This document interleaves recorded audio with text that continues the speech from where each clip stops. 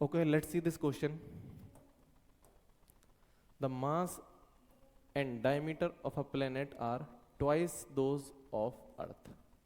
देखो, एक नया प्लेनेट है जिसका मास m डैश कितना है, ट्वाइस ऑफ m, और डायमीटर भी ट्वाइस है, यानी रेडियस भी क्या हो जाएगा, 2r. ठीक है. The period of oscillation of pendulum on this planet will be, यानी कि हमें टी डैश कैलकुलेट करना है. ठीक है. अब हमें पता है टाइम पेंडुलम का टाइम पीरियड का फॉर्मूला क्या रहता है, T dash is equal to 2 pi under the root of L by ji dash हो जाएगा. ठीक है. If it is a seconds pendulum, जो सेकेंड्स पेंडुलम होता है उसका जो टाइम पीरियड रहता है T, that is basically 2 second, यानी कि T is equal to 2 pi under the root of L by जी. ठीक है. और ये गिवन है हमें कितना, 2 second. So this is equal to 2 second because is it is a seconds pendulum. अब हमें टी डैश निकालना है. So t dash will be equal to 2 pi under the root of l upon g dash. अब जो नया जी dash है उसकी value पहले हमें कैलकुलेट करनी पड़ेगी. सो जो जी का फॉर्मूला रहता है, formula of G is equal to G M upon R square.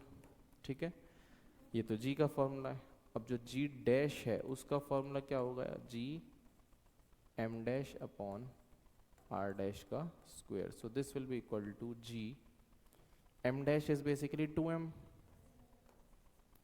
And r dash is 2r. सो 2r का स्क्वायर कितना हो जाएगा, 4r स्क्वायर. 2 से 2 कैंसल. ये है G M upon 2r square. अब g M upon r square क्या होता है, जी, यानी कि जी डैश जो है वो कितना आ गया, जी बाई 2. ये वैल्यू हम यहाँ पे पुट करने वाले हैं. So t dash will be 2 pi under the root of L by ji dash. G dash is g by 2. वो डिनोमिनेटर में जाएगा तो उसको इधर मल्टीप्लाई कर देते हैं. ठीक है. अब 2 pi under the root of L by g, ये क्या बन जाएगा, 2 pi under the root of L by g. This is basically 2 second. So t dash will be equal to 2 into ये √2 तो एज इट इज बचा, so √2 second. 2 second will be the time period. ठीक है. क्या क्या concept हमने use करे हैं इसमें, that T is equal to 2 pi under the root of L by G and G is equal to G M upon R square. ये हमने कंसेप्ट यूज किए हैं.